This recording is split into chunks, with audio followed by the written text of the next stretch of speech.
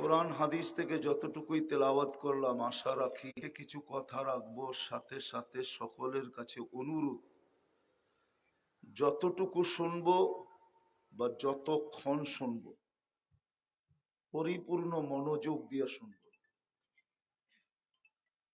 কেননা আল্লাহর হুকুম হলো ইদা কুরিয়াল কোরআন ফাস্তামিউ লাহ।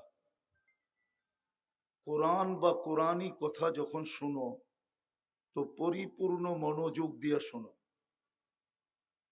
দ্বিতীয় আল্লাহর হুকুম হলো আনসিতু, পরিবেশটাকে বিলকুল নির্জুম রাখো। লাআল্লাকুম তুরহামুন, তাইলেই কিন্তু আমরা পুরস্কারের অধিকারী হব। আর এই দুই শর্ত যদি পুরা না করা হলো, পরিপূর্ণ মনোযোগ দিয়ে শুনলাম না, পরিবেশটাকে নির্জুম রাখলাম না, তাইলে কিন্তু পুরস্কার থেকে বঞ্চিত হব। আর পুরস্কার কোনো ছোট না, কেননা স্বয়ং আল্লাহ দিবে। আল্লাহ যত বড়, আল্লাহর দানটাও তত বড়। উদাহরণের দিকে গেলাম না, তারপরও যাই দেখি বুঝে আসে কিনা। মুহাম্মদুর রাসূলুল্লাহ সাল্লাল্লাহু আলাইহি ওয়াসাল্লামকে আল্লাহ কোরআনে বলতেছেন, ওয়ামা উতিতু মিনাল ইলমি ইল্লা কালিলা। আমাদের বিদ্যা থেকে আপনাকে অল্প একটু দিছি, কিন্তু এই অল্প একটুই যদি রাখা হয়, সমগ্র সৃষ্টির বিদ্যা যদি আরেক দিকে রাখা হয়, তাহলে আমাদের নবীজির বিদ্যার সামনে সমগ্র সৃষ্টির বিদ্যা একটা বিন্দুর সমান হবে, একটা বিন্দুর সমান। তাহলে অল্প যদি এত হয়, তাহলে আমাদেরকে যেটা দিবেন ওটা কত বড় হবে। সর্বপ্রথম তো দিবেন পিছনের গুনাহগুলাকে মাফ করে দিবেন। ইরজিউ মাগফুরান লাক, যাও পিছনের গুনাহ মাফ। আর কি চান? আরো কিছু চান? তো আরো একটা দিবে, বুদ্দিলা সাইয়্যাতিকুম হাসানাত, তোমাদের গুনার জায়গাগুলা নেকি দ্বারা পরিপূর্ণ করলাম। আরো কয়েকটা দিবেন। চলেন এই দুটা পর্যন্তই ক্ষান্ত করি। তো যেটা বুঝাইতেছিলাম, অনুরোধ করতেছিলাম যে যতটুক শুনবো, যতক্ষণ শুনবো পরিপূর্ণ মনোযোগ দিয়ে শুনবো ইনশাআল্লাহ। মানুষ স্বভাবগতভাবে সফল হইতে চায়, এটা মানুষের স্বভাব। মানুষ সর্বক্ষেত্রে সফল হইতে চায়, জ্ঞানার হইতে চায়, সফল হইতে চায়, জ্ঞানার হইতে চায় সর্বক্ষেত্রে। কিন্তু সফল হইতে কোথায়, ওই প্রান্ত কোথায়, এটা দুনিয়ার জীবনেও বলতে পারবো না। পারবে? তাহলে এতটুক জায়গার ভিতরে ম্যাজিক কে দেখাইলো? আপনার এক চোখে 13 কোটি ক্যামেরা। বিজ্ঞানের যুগ এত উন্নত, আপনি বিজ্ঞানকে বলেন সরিষার আকৃতির একটা ক্যামেরা বানায় দিতে। ছেলেরা তো সব স্কুল কলেজে পড়ে, সারাদিন নেটকে চাইটা বেড়ায়। চাটা বোঝেন? যুবকরা তো সারা নেটের পোক, পোকা বললে চলে। ওরা বলুক সরিষার আকৃতিতে একটা ক্যামেরা বানায় বিজ্ঞান দিতে পারবে কিনা? আসছে কোন ক্যামেরা সরিষার আকৃতি? তাহলে এখন 13 কোটি সরিষা এক জায়গায় কইরা দেখা উচিত যে কত বড় একটা পাত্র লাগে। আল্লাহ তো 13 কোটি ক্যামেরা এই চোখে সেট করলেন। এটা তো বিজ্ঞান বলতেছে, আমি তো বলতেছি না। 13 কোটি ক্যামেরার তার পিছনে নিয়ে গেছেন, কেবল। শুধু আল্লাহ জায়গা ব্যবহার করছেন 1.6 সেন্টিমিটার জায়গা। তারপরও দুইটা তারকে একসাথে লাগতে দেন নাই, লাগলে ফায়ার হবে। আমরা সব উল্টা দেখব। এই যে ম্যাজিক একটা চোখে দেখাইলেন, এরকম প্রত্যেক অঙ্গে ম্যাজিক। আসল কথায় আসি, মানুষ সফল হতে চায়, কিন্তু আফসোস তো এইখানে যে সে আল্লাহকে জিজ্ঞাসা করতে চায় না যে আমি দুনিয়াতেও সফল হইতে চাই, মরার পরেও আমি জান্নাত পাইতে চাই, সফল হইতে চাই, কিন্তু আমি সফল হব কিভাবে? যুবকও তো চায় যে আমি সফল হই, যাকেই ফুল দেই ওই যেন আমার পিছ পিছ ঘুরে, ঠিক না? কিন্তু 14 তারিখে ফুল দিয়েও তো ছ্যাক খায়, ঠিক না? হ্যাঁ, ফুল দেয়, হোটেলে খাওয়ায়, পার্সেল দেয়, ঠিক না? পারে না কলিজা দিয়া দিতে, ঠিক না? তারপরও তো ছ্যাক খায়, ঠিক না? তো ও তো সফল হইল না। ও তো চায় সফল হইতে, সবাই চায় সফল হইতে, কিন্তু আফসোস তো এখানে যে আল্লাহকে জিজ্ঞেস করতে চায় না যে আমি সফল হব কিভাবে। যুক্তি তো এটাই বলে, মেশিন যে বানাইলো, আবিষ্কার যে করলো, অস্তিত্বে যে আনলো, তার থিওরি মানা, তার থিওরি অনুযায়ী মেশিনটা পরিচালনা করলেই মেশিনটা সঠিক পরিচালিত হবে। এটা তো আপনারা সবাই মেনে নিবেন না? নিবেন না? নিবেন না? কি মেশিন চালান না আপনারা কেউ? মেশিন যদি আবিষ্কারকের দিক নির্দেশনা ব্যতীত যদি মেশিন পরিচালিত না হয়, আর পরিচালনা করলে যদি বিপদের সম্মুখীন হয়, তো সমগ্র মেশিন, যেই মানুষ নামের মেশিনটা অস্তিত্ব দিল, লোহাকে আকাশে উড়াইয়া দিল, সমুদ্রে বাসায়া দিল, এক এক জিনিস আবিষ্কার করে আমাদেরকে তাক লাগায়া দিল, মুঠো ফোন দিল, কম্পিউটার দিল, কত আবিষ্কার এনে তা না এই মানুষ নামের মেশিনটা দিল। কিন্তু এই মানুষ নামের মেশিনটা চালানোর কোনো পদ্ধতি নাই। ভাবলাম ব্রেন আল্লাহ দিল, কিন্তু ওই ব্রেন অনুযায়ী চালাইলে কি এটা চলবে? না ব্রেনটা যিনি দিলেন ওনাকে জিজ্ঞাসা করতে হবে ব্রেনটা কিভাবে আমি চালাবো। যুক্তিতে বলেন, আফসোস তো এইখানেই, কেউ জিজ্ঞাসা করতে চায় না যে আমি কিন্তু সুখী হইতে চাই। কোরআনে যদি সুখী হওয়ার কথা লেখা না থাকতো, কোরআনে তো সুস্পষ্ট আছে হায়াতান তাইয়্যিবা, তোমার পছন্দের জীবন দিব, তুমি যেটা পছন্দ করবে ওটা তোমার। কিন্তু আগে তো শর্ত ছিল। কোরআন তো বলতেছে পছন্দের জীবন আছে, কোরআন তো বলতেছে নিরাপত্তার জীবন আছে, উলাইকা লাহুমুল আমান। কোরআন তো বলতেছে সুখের জীবন আছে, নাইলে কোরআন কেন বলবে লাহুম রিজকুন কারীম? কোরআন তো বলে সুখের জীবন আছে, আনতুমুল আলাউনা, তোমরাই উপরে থাকবে, তোমাকে দেখা সবাই আকৃষ্ট হবে। যেমন যুবকের যৌবন দেখা কেউ আকৃষ্ট হয়, আবার যুবকও কারো রূপ দেখা আকৃষ্ট হয়। রূপকে দিছে আল্লাহ, যৌবনকে দিছে আল্লাহ। তো আল্লাহ তো বলতেছে তোমাকে দেখো কেউ আকৃষ্ট হবে, কেন তুমি সবার উপরে থাকবে। এরকম শত কথা তো আছে। আমাকে সুখী করার জন্য শত জিনিস তো আছে, কিন্তু আফসোস তো এটাই যে কেউ আল্লাহকে জিজ্ঞেস করতে চায় না। কিন্তু সারাদিন বুক করে কাঠটা, হ্যাঁ কাঠটা বুক করি। আপনি একটু ভাবেন, কাঠটা বুক করেন। আমি দুই চারটা দেখাই, দুই চারটা আমি দেখাই, দুই চারটা আমি দেখাই। ডেলি অক্সিজেন নেন কার? কয় লিটার? 550 লিটার। আচ্ছা যদি 5 লিটার আল্লাহ 1 টাকা ধরতেন, কয় টাকা বিল দিতে হতো? 550 টাকা।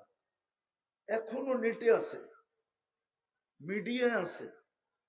করোনার সময় 2020-এ মডার্ন হাসপাতাল মাত্র আধা ঘন্টা অক্সিজেন দিছে রুগীকে, 84,000 টাকা বিল করছে। আমি তো 1 লিটার 1 টাকা ধরলাম। ডেলি শ্বাস প্রশ্বাস নেই 1,60,000 বার। সুবহানাল্লাহ। যদি 1 পয়সা বিল ধরতেন তাহলে ডেলি 1600 টাকা বিল দিতে হতো। 1 লাখ পয়সায় 1000 টাকা, 60,000 পয়সায় 600 টাকা, 1600 টাকা বিল দিতে হতো। কত হইলো? 550 আর 16, 2150। যদি পার ডায়ালিসিস 100 টাকা নিতেন তো আল্লাহ ডেলি 36 বার আমাদের কিডনি ডায়ালিসিস হয়। 36 বার, 45 মিনিটে একবার ডায়ালিসিস। তাহলে এইখানে 3600 টাকা, টোটাল 5,750 টাকা ডেলি দিতে হতো। আপনি তো হতে চাই হ্যাপি, সুখী হইতে চাই এই ছোট জীবনটাও, আর মরার পরেও যেন আমি সুখে থাকি। কিন্তু কেউ আল্লাহকে জিজ্ঞেস করতে চায় না, কেউ আল্লাহকে জিজ্ঞেস করতে চায় না।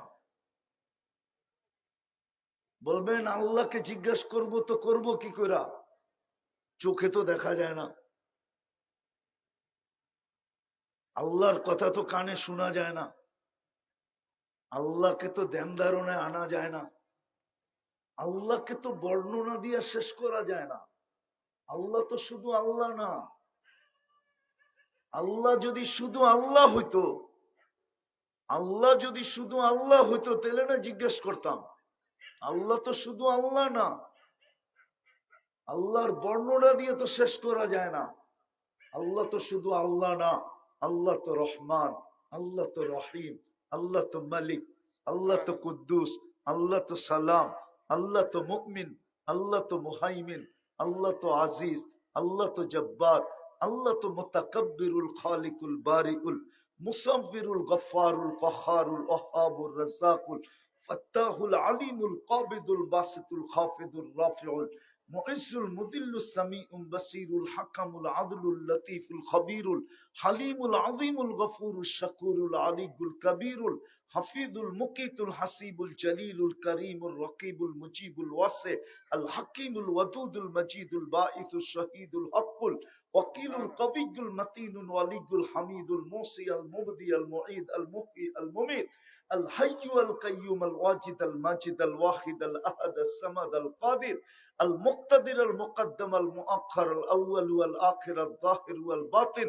الوالي المتوالي البر التواب المنتقم العفو الرؤوف مالك الملك ذا الجلال والإكرام المقسط والجامع والغني والمغني المانع الدار النافع النور الهادي البديع الباقي الوارث والرشيد الصبور জল্লে জালালু। আল্লাহ তো 99 পদের মালিক। আল্লাহকে জিজ্ঞেস করবো তো করবো কি করে? আল্লাহ বলে এই জন্যই তো আমি তোকে আমার কালাম দিয়া দিলাম। কি দিলাম? কালাম। আরে মনে হয় বোঝেন নাই, কি দিলাম? কি দিলাম? কালাম দিলাম। আমি বলি এটা সত্য, আমি মানি যে মুসা আলাইহিস সালাম কালিমুল্লাহ, এটা আমি মানি। এটা বড় গৌরবের বিষয়, এটাও মানি। কেননা আমি তুর পাহাড় চোখে দেখছি তো, এই জন্য আমার মতো অনুভূতি আপনার নাই। আমার চেয়ে বড় তফসির পড়নেওয়ালা পাওয়া যাবে, কিন্তু আমার অনুভূতি ভিন্ন। আমি তো চোখে তুর পাহাড় দেখছি। মুসা আলাইহিস সালাম কোন জায়গায় দাঁড়ায় কথা বলতো এটা দেখছি। আমার মতো অনুভূতি তো আমরা নাই। মুসা আলাইহিস সালাম কালিমুল্লাহ বটে, মানি আমি। কিন্তু মুসা আলাইহিস সালাম আল্লাহর সাথে কথা বলতেন। এইখানে আল্লাহ আমার সাথে কথা বলে, আপনার সাথে কথা বলে। সুবহানাল্লাহ। মনে হয় পার্থক্যটা বুঝাইতে পারি না। ওইখানে কে কথা বলে? মুসা কালিম। মুসা আলাইহিস সালাম কথা বলে কার সাথে? আল্লাহর সাথে। আর এখানে স্বয়ং আল্লাহ আমাদের সাথে কথা বলে। সুবহানাল্লাহ। এই জন্য হলো কালামুল্লাহ। আল্লাহ বলে তোকে তো কালামুল্লাহ দিলাম, আমি তো কথা বলি তোর সাথে, তুই আমাকে জিজ্ঞাসা কর।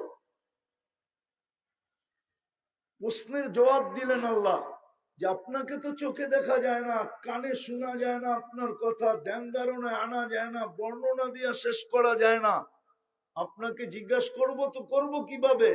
আল্লাহ বলে কালাম তো দিলাম, আমি তো কথা বলবো, তুই যা জিজ্ঞাসা করবি আমি বলতে থাকবো। সুবহানাল্লাহ।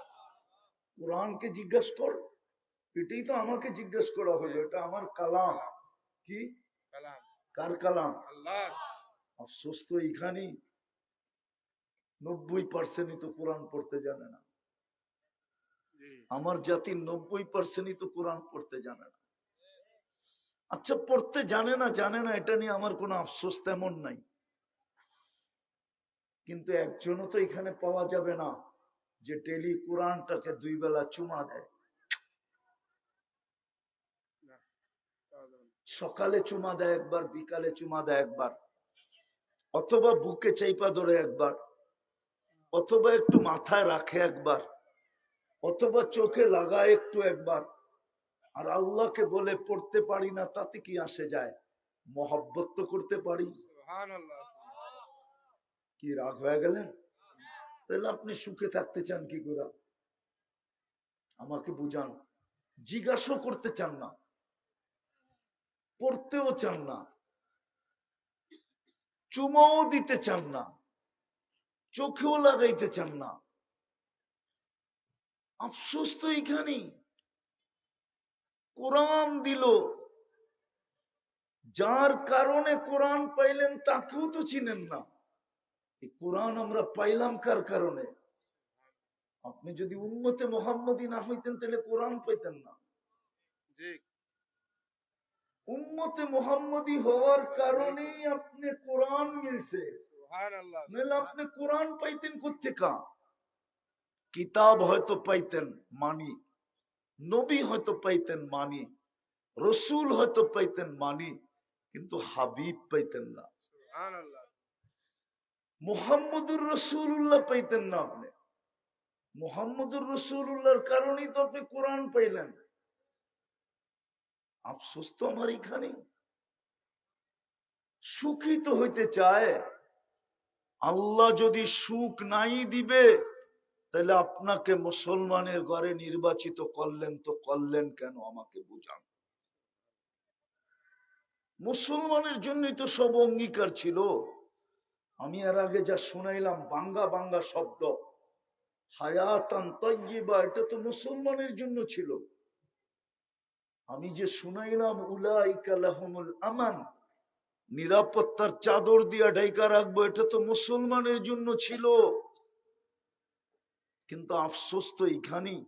শুধু দুটা তো না, বলতে গেলে সারা রাত্র আমাকে বলতে হবে।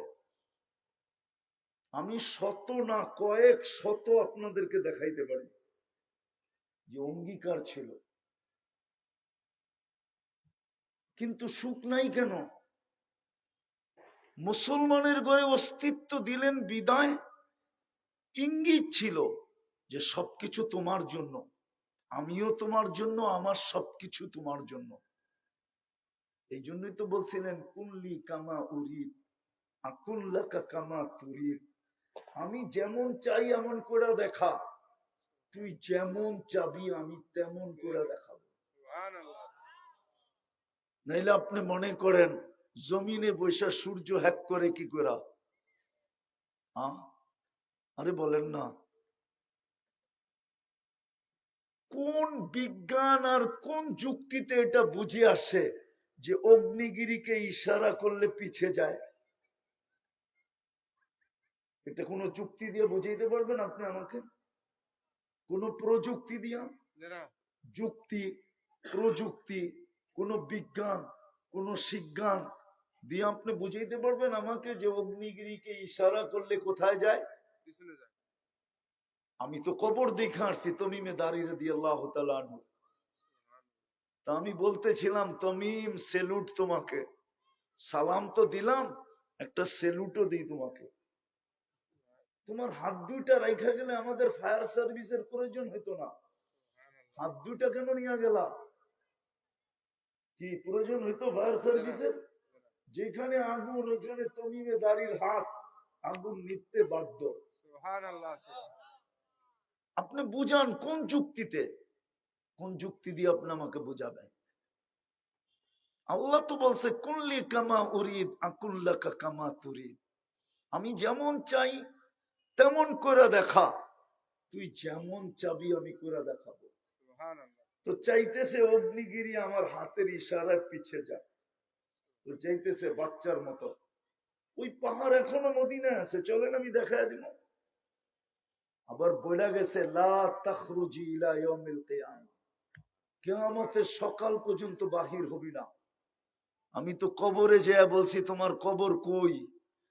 টিউনিসিয়া লিবিয়ার বর্ডারে। আর উনি মদিনা মুনাব্বরের পাহাড়কে বলে গেছে কিয়ামতের সকাল পর্যন্ত বাহির হবি না। আচ্ছা বাহির হইলে উনি কি করবে? আমার মনে হয় উনি বলছে আমি যত দূরেই থাকি না কেন, এইবার তো হাতের ইশারায় তোকে আবদ্ধ করছি, আবার বাহির হলে কিন্তু লাথি মারতে মারতে আবদ্ধ করবো, বাইর হইস না। অগ্নিগিরি যাদের কথা মানে, মুসলমান হিসাবে তো নির্বাচিত করলেন সুখ দেওয়ার জন্য। ওলামা বলুক সুখ কার জন্য? মুসলমানের শান্তি কার জন্য? মুসলমানের জন্য। নিরাপত্তা কার জন্য? মুসলমানের জন্য। ইজ্জত কার জন্য? মুসলমানের। সম্মান কার জন্য? মুসলমানের। কোরআন হাদিস তো বলে মুসলমানের জন্য। কিন্তু প্রশ্ন তো এইখানে ইসলামের ছাপ কতটুকু? ইসলামের ছাপই যদি হইতো তাইলে এই আওয়াজ কেন একটু পরে পরে শুনতাম? ঠিক ঠিক। অথচ সিগন্যাল তো দিলেন আল্লাহ 2013-তে বাংলাদেশে 31st নাইটের পরের দিন 7.8 ভূমিকম্প বাংলাদেশে আসলো, কিন্তু কোনো বিপর্যয় ঘটলো না, কেননা সিগন্যাল ছিল তো। সিগন্যালে কোনো বিপর্যয় ঘটে না, সতর্কবাণী ছিল, এই জন্য কোনো বিপর্যয় হয় নাই। কালকে যদি বিপর্যয় হয় কি করবেন? কি করবেন? আর্মি আদালতে যায় কেস করবেন? না সুপ্রিম কোর্ট, না হাইকোর্ট, না র্যাব, না পুলিশ, কোন জায়গায় করবেন? মুসলমান যদি আমি হইতাম, ইসলামের ছাপ যদি আমার ভিতরে থাকতো, তাইলে এই আওয়াজ কেন আসতো?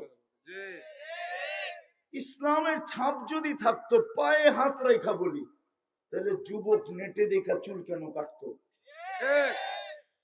ডিজাইন কেন নেটের থেকে নিত? ইসলাম কি চুলের ডিজাইন দেয় নাই? মা বোন কেন সাজগোজ নেটের থেকে করতো? ইসলাম কি সাজগোজ দেয় নাই? হ্যাঁ, ইসলাম কি সাজগোজ দেয় নাই? হ্যাঁ, যদি মুসলমানই হইতাম তাহলে ইসলামের ছাপ নাই কেন আমার ভিতরে? আমি তো সুখী হইতে চাই, সুখ তো আল্লাহ মুসলমানকে দিতে চায়। এই জন্যই তো আপনাকে আমাকে মুসলমানের ঘরে নির্বাচিত করলেন, প্রিয় পাত্র বানায়া করলেন। আগে আপনি প্রিয় হয়েছেন, তারপরে মুসলমান হয়েছেন। কোরআন এটাই বলে মাইয়ুরিদিল্লাহু আন ইয়াহদিয়াহু ইয়াশরাহ সাদরাহু লিল ইসলাম মাইয়ুরিদিল্লাহু খায়রান ইউফাক্কিহু ফিদ্দীন। আপনি আগে প্রিয় পাত্র হয়েছেন কার কাছে? কি? কোন আল্লাহ? এরকম বলেন 99 পদের মালিক আল্লাহর কাছে আমি প্রিয় পাত্র হয়েছি। দুনিয়ায় সামান্য পদস্থ মানুষের কাছে প্রিয় পাত্র হওয়ার জন্য সারা দিন দৌড়াইতে থাকে। আমরা তো সচক্ষে দেখি, সারা দিন দৌড়াইতে থাকে শুধু একজন সামান্য পদস্থ মানুষের কাছে প্রিয় হওয়ার জন্য। একজন কমিশনারের কাছে, একজন এমপির কাছে, একজন মন্ত্রীর কাছে, একজন চেয়ারম্যানের কাছে, একজন উচ্চ পদস্থের কাছে প্রিয় পাত্র হওয়ার জন্য সারাদিন দৌড়ায়। যে অথচ আল্লাহ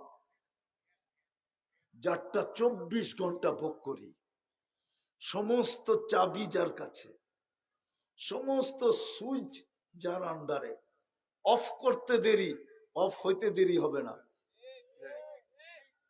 হায়াত কার হাতে? মৌত, সুস্থতা, অসুস্থতা, ধন, দারিদ্রতা। নাহলে কবি কেন বলবে সকাল বেলার ধনীরে তুই ফকির সন্ধ্যাবেলা, ঠিক সন্ধ্যাবেলার ধনীরে তুই ফকির সন্ধ্যাবেলা, সকালবেলা। এভরিথিং যার হাতে। কিন্তু বলবেন উল্টা পাল্টা করতেছি, কিছু তো বলে না। হ্যাঁ, এটারও একটা কারণ আছে, আপনাকে ইচ্ছা স্বাধীনতা দিছে দেখা কিচ্ছু বলে না। শুধু এতটুকু বলছে না বেরুন কাইফা তা'মালুন, আমি তাকায় তাকায় দেখি তুই কি করিস। দ্বিতীয় বলছেন ফান্তাযিরু ইন্নী মাআকুম মিনাল মুনতাযিরিন, সীমারেখার অপেক্ষায় থাক, আমিও তোর সাথে অপেক্ষা করতেছি। তাহলে আল্লাহর মতো সত্তা, রফা সামা বিগাইরি আমান, যে খুঁটি ছাড়া আকাশ দাঁড় করায় দিল, বাসাতাল আরদা আলা মাইল জামাত, যে পানির উপরে জমিন বিছায়া দিল, ও জালাল জিবালা আওতাদা, যে পাহাড়কে প্যারাক বানায় দিল, ওই আল্লাহ। হ্যাঁ, আজরাল বিহার ওয়াল হারা বিআমরি, যিনি সমুদ্র, মহাসমুদ্র, নদী নালা শুধু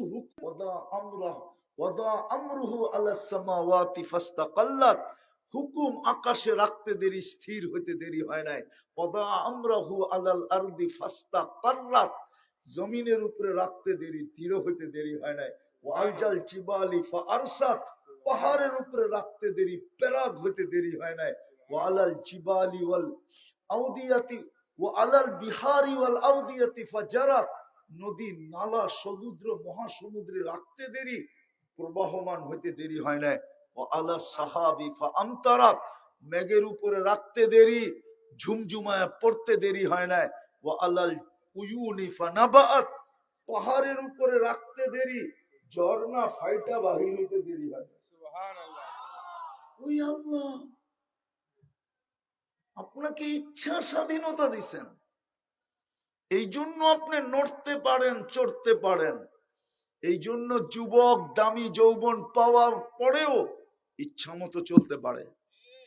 নাইলে ওর বাহাদুরির উৎস কি? বলো, যুবকের বাহাদুরির উৎস কি? যৌবন। যৌবন না থাকলে ওর দিকে কে তাকাইতো? পুরুষের বাহাদুরির উৎস কি? পুরুষত্ব। নাইলে তো প্রথম রাত্রেই ভেঙে যেত। মনে হয় বোঝেন নাই? কি নারীর বাহাদুরির উৎস কি? নারীত্ব। নাইলে ওর জন্য মাথার গাম পায়ে ফেলে কে? পুরুষ যে পরিশ্রম করে সারাদিন, কার জন্য? স্ত্রী পুত্রর জন্য, ঠিক না? নারীর নারীত্ব আছে দেখেই তো পুত্র হইছে, নারীত্ব না থাকলে তো পুত্র হইতো না, ঠিক না? হ্যাঁ, ওর জন্যই তো মাথার গাম পায়ে ফেলে। নাহলে ওর জন্য মাথার গাম কায়ে ফেলতো কে? নাহলে সারাদিন ক্যাসেট শুনতো কে? সারাদিনই তো ক্যাসেট, ঠিক না? কি তাড়াতাড়ি আইলো ক্যাসেট, সব পুরুষ দেরি করে আসে, তুমি তাড়াতাড়ি আয় পড়ো, আর একটু থাকলে তো কিছু কামাই হইতো, ঠিক না? দেরি তো আইলে এত দেরি করে আইলো কেন? সব পুরুষ তাড়াতাড়ি আয় পড়ে বাড়িতে, তুমি দেরি করো কেন? ঠিক না? আনলেও দোষ, না আনলেও দোষ, ঠিক না? আনলেও কয় এই কোয়ালিটি কোথেকে খুঁজে পাইলে, আর ভালো কোয়ালিটি চোখে দেখলো না? আর কি বাজারে ভালো শাক নাই? আর কি ভালো মাছ ছিল না? এটা কি নিয়ে আসছো তুমি? না আনলেও কয় আনলা না কিছু, খালি হাতে এসে পড়লাম। যদি নারীত্ব না থাকতো, হাসানের জন্য না, যদি নারীত্ব না থাকতো তাহলে ওর এই ঝামেলা কে সহ্য করত?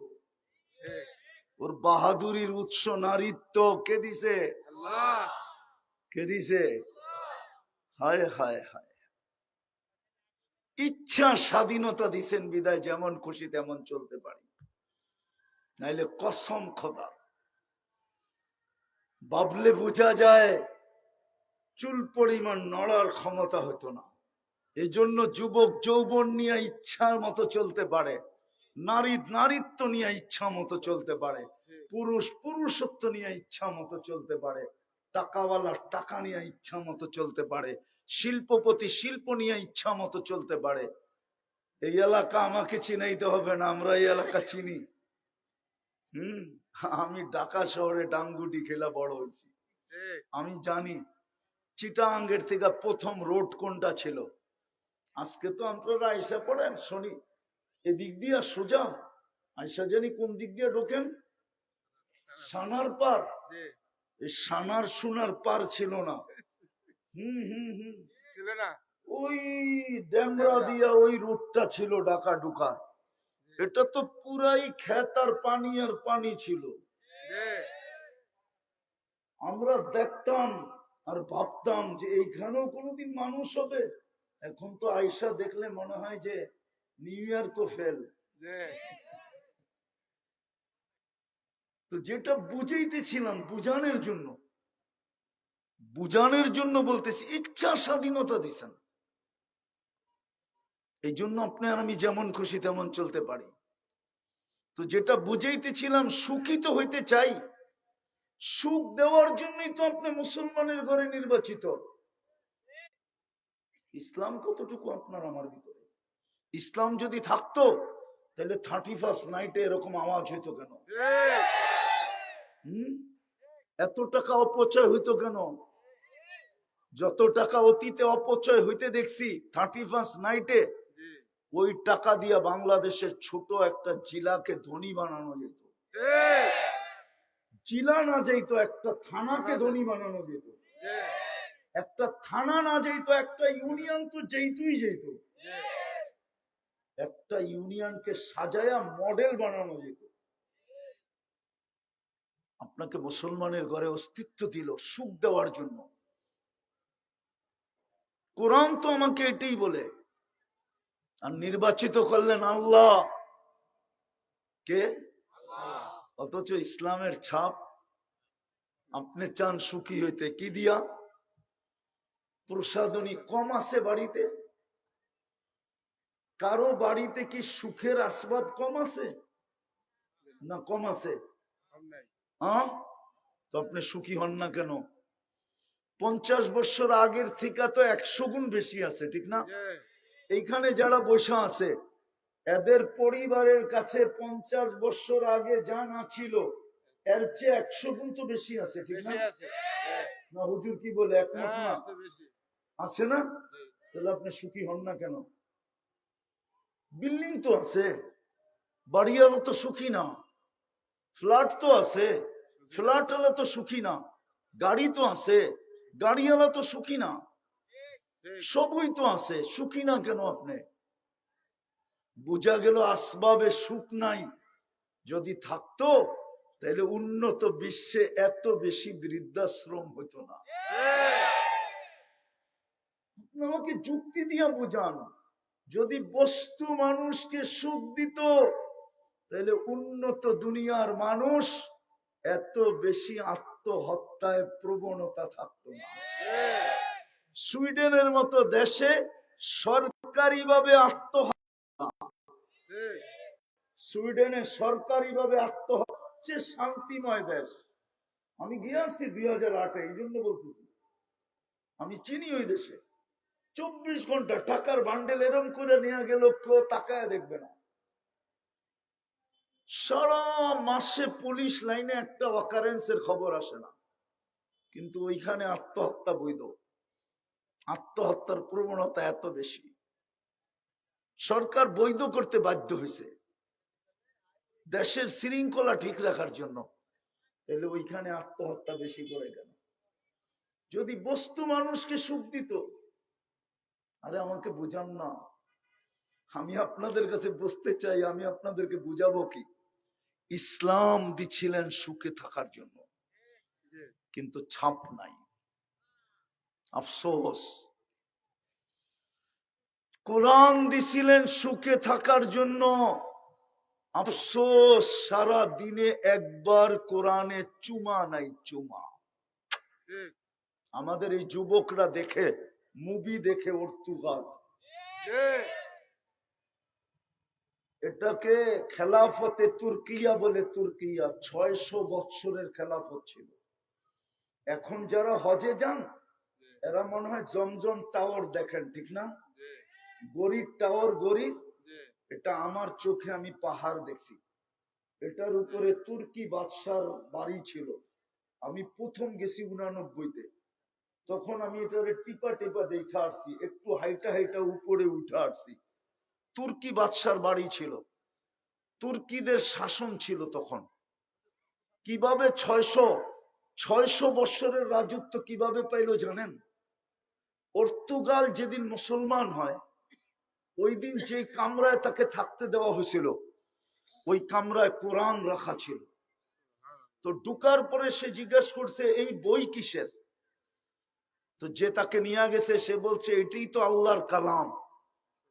তো বলছে আল্লাহর কালাম থাকবে আর পর্তুগাল রাত্রে এখানে ঘুমাবে, এটা হয়তো হয় কি করে? তো সে সারা রাত্র কোরআন মাথায় নিয়ে দাঁড়ায় ছিল। সুবহানাল্লাহ। আল্লাহ এতটুক খুশি হয়েছেন, এক বেদুইন পরিবারের হাতে, বেদুইন ছিল, বেদুইন পরিবারের হাতে 600 বৎসরের রাজত্ব দিয়েছিলেন। আজকে আমরা শুধু চিৎকার দিই, চিৎকার। 60টা মুসলিম দেশ, 250 কোটি মুসলমান। 60টা মুসলিম দেশ, 250 কোটি মুসলমান।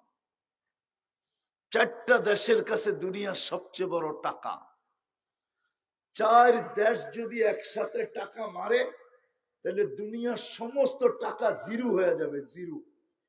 কুয়েত, বাহরাইন, ওমান, ব্রুনাই, 4 দেশের কাছে দুনিয়ার সবচেয়ে বড় টাকা। তারপরও আমাদের এই দুরবস্থা কেন? দুরবস্থা যদি না হইতো তাহলে আমাদের যুবকরা মুসলমান হওয়া সত্ত্বেও বিজাতির সাজে সাজে কি করা? ও তো মিডিয়ায় দেখে মুসলমানের কোনো ভ্যালু নাই, মুসলমানের কোনো ইজ্জত নাই, সম্মান নাই, মুসলমানের কোনো ভ্যালু নাই, ইজ্জত নাই, সম্মান নাই, মুসলমানের কোনো দাম নাই।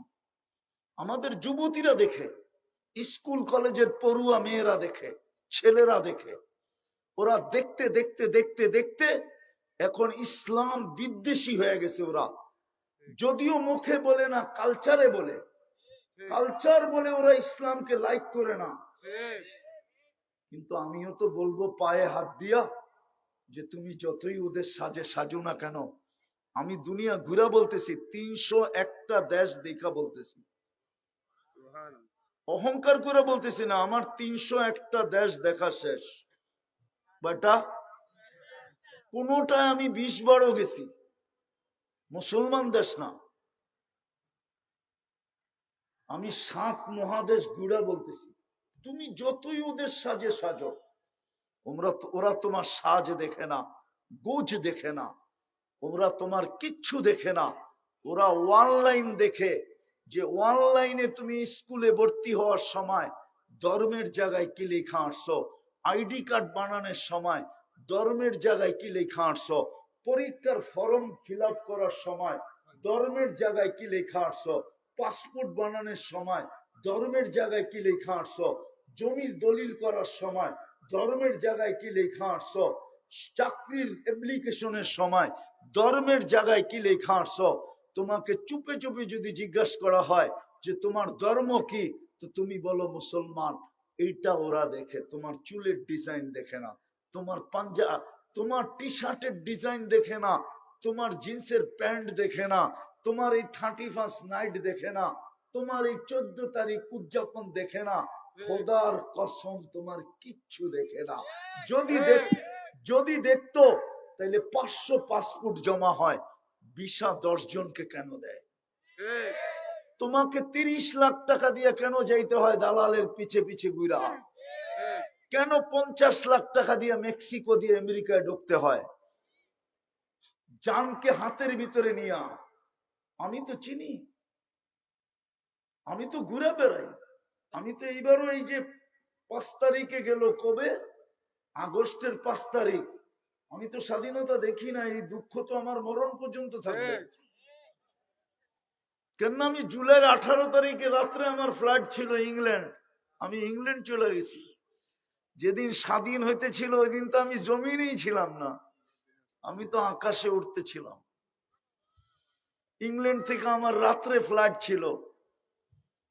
আমি যখন ক্যানাডায় নামছি 5 তারিখ সকালে, যারা আমাকে নিতে আসছে ওরা দেখতেছি একটু খুশির মাত্রা বেশি। আবার মিষ্টিও খাইতেছে।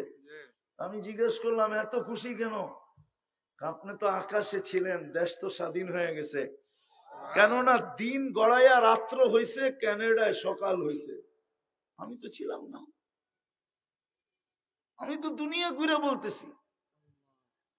তাহলে তোমার এই সাজে সাইজা লাভটা হলো কি? এক তো তুমি মুসলমানের ঘরে জন্ম নেওয়ার পরে তুমি সুখ পাইতে, এই সুখও হারাইলা। ওদের আদর্শে আদর্শবান হইলা, মনে করলাম ওদের কাছে প্রিয় হবে, তাহলে ওদের কাছেও তো প্রিয় হইল না তুমি। তাহলে তোমার তো ওই খবর অবস্থা হইল। ফেরেশতাদেরকে আল্লাহ জিজ্ঞাসা করছিলেন যে আমি কিন্তু প্রতিনিধি বানাইতে চাই, তোমাদের অভিমত কি? আতাজালু ফিহা মান ইউফসিদু ফিহা, কেন বানাবেন? সারা দুনিয়া রক্তে রঞ্জিত করবে, এরা ফিতনার ফাসাদ করবে, কেন বানাবেন?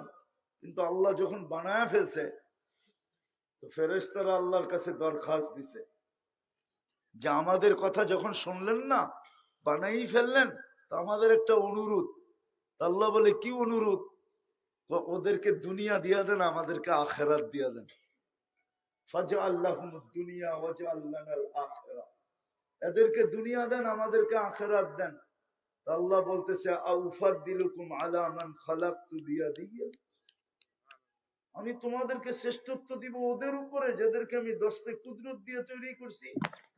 ওয়াকাদ খালাকতুকুম বিআমরি, তোমাদেরকে তো হুকুম দিয়ে তৈরি করছি। হুকুমের জিনিসের, হাতের জিনিসের উপরে হুকুমের জিনিসকে শ্রেষ্ঠত্ব দেয় তো দেয় কে? কিভাবে দেই? তো ফেরেশতা বলছে আল্লাহ আপনার সিদ্ধান্ত, জাআলতু লাহুমুদ দুনিয়া ওয়াল আখিরা, আমি মানুষকে দুনিয়াও দিলাম আখিরাতও দিলাম। ফেরেশতারা বলে আল্লাহ আমরা কি করব? দুই কুলই তো হারাইলাম, না দুনিয়া না আখিরাত, কি করব? আল্লাহ বলে আনতুম তাবউন লাহুম তাস্তাকদিমুনাহুম, তোমরা মানুষের অধীন সেবা করবে, ঠিক তদ্রূপ। একটু ভালো মতে বোঝেন, একটু ভালো মতে, তদ্রূপ তদ্রূপ তদ্রূপ। আল্লাহ আমাদেরকে মুসলমানের ঘরে অস্তিত্ব দিলেন সুখ দেওয়ার জন্য। আমরা ইসলামের ছাপ ছেড়া দিয়া ওদের আদর্শে আদর্শবান হইলাম, নাইলে এই আওয়াজ কোত্থেকে আসবে? আমাদের যুবকের চালচলন এরকম হবে কেন? আমার সমাজ এরকম হবে কেন? অথচ 90% মুসলমান, কেন হবে এরকম? আমরা ওদের চালচলনে অভ্যস্ত হইলাম, ভাবলাম ওদের কাছে প্রিয় হব, না সুখ পাইলাম না ওদের কাছে প্রিয় হইলাম, দুই দিকেই তো আমরা হারাইলাম। এখন আমরা কি করব? ফেরেশতারা তো আমাদের সেবা করে, এখন আমরা শুধু ওদের পায়ে তেল মালিশ করি। মনে হয় বুঝেন নাই? প্রমাণ দিন, নাইলে 60টা মুসলিম দেশ, 250 কোটি মুসলমান। গত অক্টোবরে একটা সম্মেলন গেল জাতিসংঘের, এই অক্টোবরে গেল একটা। 2টা সম্মেলনের ভিতরে জাতিসংঘের 60 দেশের প্রধানরা, কর্ণধাররা, রাষ্ট্রপ্রধানরা, রাষ্ট্রপতিরা, বাদশারা, 4 দেশ দুনিয়ার সবচেয়ে বড় টাকা আলা হওয়া সত্ত্বেও 2 অক্ষরের একটা নিন্দা প্রস্তাব 60 লক্ষ ইহুদির বিরুদ্ধে, ছোট একটা দেশের বিরুদ্ধে পাশ করতে পারে নাই। ঠিক পারলে বলেন। তাইলে বোঝা গেল আপনি তেল মাইরা আইছে। আপনি পারেন শুধু আমাদের সাথে, প্রত্যেক দেশের কর্ণধাররা পারে নিজের দেশে বাপ দেখাইতে। হ্যাঁ, মাহফিল হইতে দিবে না যতক্ষণ পর্যন্ত পোস্টারে ওনার নাম না দিবে। উনি বাপ দেখাইতে পারে আমাদের সাথে, পাঠাই দিন ওনারে জাতিসংঘে ঠিক যে যাই একটু বাপ দেখায় আসেন। ওইখানে তো বাপ দেখাইতে পারবে না। বাপ দেখাবে আইসা মাহফিলের স্টেজে, ঠিক বাপ দেখাবে আইসা মসজিদে, কমিটিতে না রাখলে খবর আছে। ঠিক রাগ হবেন না, আমি বুঝানোর জন্য বলতেছি। ভাবেন একটু, আপনি বাপ ওইখানে দেখে আসেন। যদি 60 দেশের কর্ণধাররা বলতো যে নিন্দা প্রস্তাব যতক্ষণ পর্যন্ত পাস না হবে তোমাদের সাথে আমাদের কোনো লেনদেন হবে না, না, না। ঠিক দেখেন পাস হইতো না, না হইতো। আমরা কোনো জিনিস তোমাদের হাত দিয়ে ছুঁইব না, আমাদের যা আছে এটা দিয়ে আমরা চলবো বলতো। কিন্তু পারবে তো না, কেননা ওই যে 2 কুল হারায়া এখন তেল মালিশ করতেছে। ঠিক কি করতেছে? তেল মালিশ করে কি করতেছে? তেল মালিশ 15 বছর দেখেন না খালি তেল মালিশ। জি কি তেল মালিশ সব তেল মালিশ। রাগ হয়ে যাবে মিডিয়াওয়ালারা, আমি বুঝানোর জন্য বলতেছি। গত 15 বছর দেখছি মিডিয়ায় প্রশংসা করতে করতে তেলের দাম বাড়ায় দিছে। ঠিক আবার ওনারাই লিখতে শুরু করছে মিডিয়ায় কেমনে তেল ছাড়া পাকানো যায়। ঠিক আবার এখন দেখতেছি স্বৈরাচার বলতে বলতে বলতে গলা শুকায়া দিতেছে। ঠিক ওই সত্য, যারা 2 কুল হারায় এদের এই অবস্থাই হয়। ঠিক যেমন ফেরেশতা এখন আমাদের খেদমত করতেছে, অথচ প্রতিদিন আল্লাহকে বলে আল্লাহ কত, আল্লাহ আর কত নাফরমানি দেখতে থাকনু আর ওর পাও টিপতে থাকনু, অনুমতি দেন না। আমি হাদিস দিতেছি, আলা কুল্লা ইয়াউমিন ওয়াল মালাইকাতু তাস্তাআদিনু রাব্বা। জমিন ফেরেশতা প্রতিদিন বলে আল্লাহ অনুমতি দেন না। কি করবে? সাইজ করুন, সাইজ। 24 ঘন্টা দেখতেছি নাফরমানি করে আর আমি ওর পাও টিপতেছি। সইমু তো সইমু কিভাবে? জমিন বলে আল্লাহ সব সয়া নেই, সব পেশাব করে, পায়খানা করে, 90 ফিট আমার বুকে পাইলিং করে, 120 ফিট পাইলিং করে, সব সয়া নিতেছি, কিন্তু নাফরমানি সই কি করা? আলা কুল্লা ইয়াউমিন ওয়াল আরদু তাস্তাআদিনু রাব্বা। জমিন বলে প্রতিদিন অনুমতি দেন না। আপনি ফুটাইতেছেন, আল্লাহ যদি এখন অনুমতি দিয়া দিল কি করবেন? আমি তো 3.5 মাস পরে গেলাম, প্রথম যখন সুনামি হয় যুগ জাকার্তা, আমার ঢাকার থেকে ফ্লাইট ছিল 8.5 ঘন্টার, আমি 3.5 মাস পরে গেছি। 350 কিলোমিটার আমার এই 2 চোখে দেখছি, একটা বাড়িও দাঁড়ানো ছিল না। তখন আমার এই হাদিস মনে উঠছে, এইখানের জমিনকে আল্লাহ অনুমতি দিয়া দিছে, একটু হেলায়া দেখ। কিন্তু আশ্চর্যের বিষয় ছিল 350 কিলোমিটারের ভিতরে একটা মসজিদের ভিতরে একটা সুতার দাগ ছিল না, যেমনটা তেমন দাঁড়ানো ছিল। আমার মনে হয় মসজিদ বলতেছিল যে আমি ডেলি ডাকতাম, তোরা আসতি না, আমি কিন্তু ডেলি 5 বার তোদেরকে ডাকতাম, তোরা আসতি না, দেখ আজকে তোরা মাটির সাথে মিশানো, আমি আমার জায়গায় দাঁড়ানো। বিশ্বাস করেন মসজিদ গুলো যেন আমার এই কথা বলতেছিল যে আমি ডেলি 5 বেলা ওদেরকে ডাকতাম, ওরা আসতো না। 5 বেলা ওদেরকে ডাকতাম, আসতো না। 5 বেলা ওদেরকে ডাকতাম, ওরা আসতো না। আজকে দেখো ওরা মাটির সাথে মিশানো আর আমি আমার জায়গায় দাঁড়ানো। যদি আপনার এখানে হয় কি করবেন বলেন? জমিন তো প্রতিদিন বলে, আমি তো হাদিস দিলাম, আলা কুল্লা ইয়াউমিন। জমিনের যুক্তি শুনবেন, জমিন আল্লাহ জিজ্ঞাসা করে কেন তুমি পেটে নিবে? তো বলে ইয়াকুল রিস্কা কাওয়া আসিক, রিজিক তোমার খায় তোমার নাফরমানি করে। ইয়াতাকাল্লাম বিলিসানিকা ওয়া আসিক, বাকশক্তি তোমার নাফরমানি তোমার। ইয়ানজুরু বিআইনিকা ইয়া আসিক, দৃষ্টি শক্তি তোমার নাফরমানি তোমার। ইয়াসমাউ বিউযুনিকা ওয়া আসিক, শ্রবণ শক্তি তোমার নাফরমানি তোমার। এক একটা করে খুইলা ধরা বলে আল্লাহর কতদিন সহ্য করব নাফরমানি। যাক, আমি কথাকে গুছায় নিয়ে আসতেছি। সফলতা তো চাই বটে, দিতে তো চাইলেন বটে, নাইলে মুসলমানের ঘরে জন্ম দিবেন কেন? কিন্তু ইসলামের ছাপ কোথায়? সফলতা তো দিতে চান, নাইলে আপনাকে উম্মতে মুহাম্মদী বানায়া এত বড় কপাল দিবেন কেন? যেরকম আকাশ মাইপা বিজ্ঞান বলতে পারবে না কত লম্বা পাশ, রব্বে কাবার কসম আপনার কপালও মাইপা কোনো সৃষ্টি বলতে পারবে না কত লম্বা কত পাশ। আপনি জানেন না উম্মতে মুহাম্মদী হওয়ার কারণে কত বড় কপাল আপনার। একটা দেখামো, আপনার কপাল যদি বড় না হইতো তাহলে দানিয়াল আলাইহিস সালামের মতো নবী, যিনাকে হিব্বুল্লাহ বলা হয়, হিব্বুল্লাহ আল্লাহর ভালোবাসা। আমাদের নবীজি যখন দুনিয়াতে আসেন তো মাত্র ওনাকে চাদরের উপরে রাখা হয়েছে, রাখতে দেরি, উনি সেজদায় যেতে দেরি করেন নাই।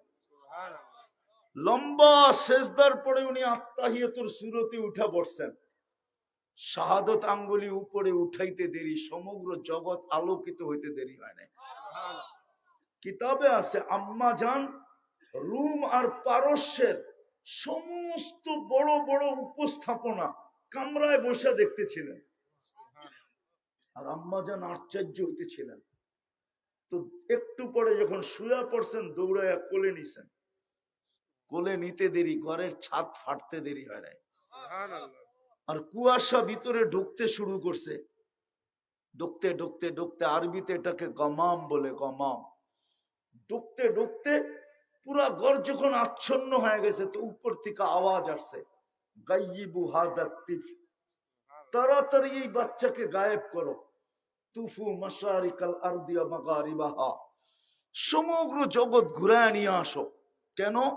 হাত্তা ইয়ালামাল খালকা বিইসমিহি ওয়া নাতিহি ওয়া সূরাতিহি, সমগ্র সৃষ্টি আর জগৎ যেন আমার বন্ধুকে চেহারায় নামে গুণে চিনে।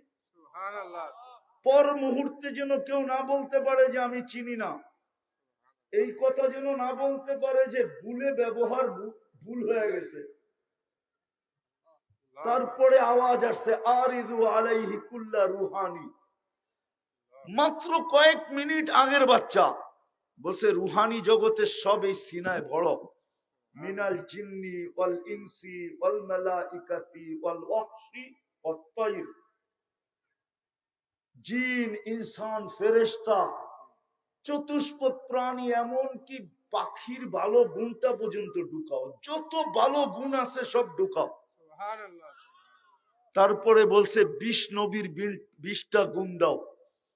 আতুহু খুলুকা আদম, তর্জমা করব না কিন্তু, আতুহু খুলুকা আদম, মারিফাতা শীশ, সুজাআতা নূহ, খুল্লাতা ইব্রাহিম, লিসানা ইসমাঈল, রিদা ইসহাক, ফাসাহাতা সালেহ, হিকমাতা লূত, বুশরা ইয়াকুব, জামালা ইউসুফ, সবরা আইয়ুব, তাআতা ইউনুস, জিহাদা ইউসা, সৌতা দাউদ, হুব্বা দানিয়াল, ওকারা ইলিয়াস, জুহুদা ঈসা, কুওয়াতা মুসা, হাইবাতা সুলাইমান ওয়া ইলমাল খিজির।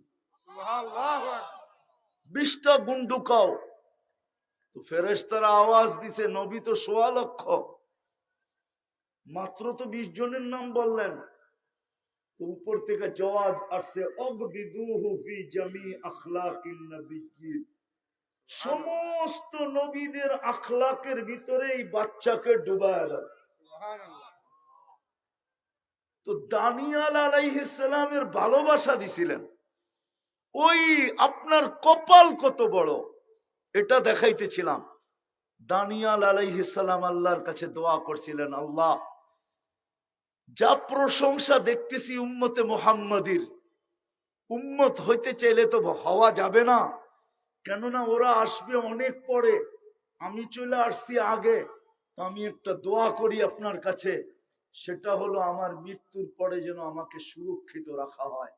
উম্মতে মুহাম্মদী আসার পরে এদের হাতের মাধ্যমে যেন আমাকে কাফন আর দাফন করা হয়। সুবহানাল্লাহ। বলেন, যেই নবী আপনার হাতে কাফন দাফন চায়, আপনার ভাগ্যটা কত বড় ভাবেন না? ভাবতেও পারেন না, তুলনাও করতে পারেন না, আপনার কপালটা কত বড়। নবী চাইতেছে নবী। আরেকটা বড় সুনামও, মুসা আলাইহিস সালাম তো ফাতারাত আত-তাওরাত, তাওরাত কিতাবকে সরায়া দিয়া বলছে আল্লাহ উম্মত বানায়া দেন। সুবহানাল্লাহ। কেননা কোরআনও বলে মাসালুহুম ফিত তাওরাত, মুসা আলাইহিস সালাম বলতেছে তাওরাত উল্টাইলি খালি উম্মতে মুহাম্মদীর গান, সুবহানাল্লাহ। খালি এদের আলোচনা। আমার নবী হওয়া দরকার নাই, উম্মতি বানায় দেন। তা আল্লাহ বলে অনেক আগে চলে আসছো, এটা সম্ভব না। আগেরটা শুনাইলাম না, ওলামারা মানবে না। আগেরটা যদি শুনাই তো মানতে চাইব না। এইবার ভাবেন আপনার কপাল কত বড়।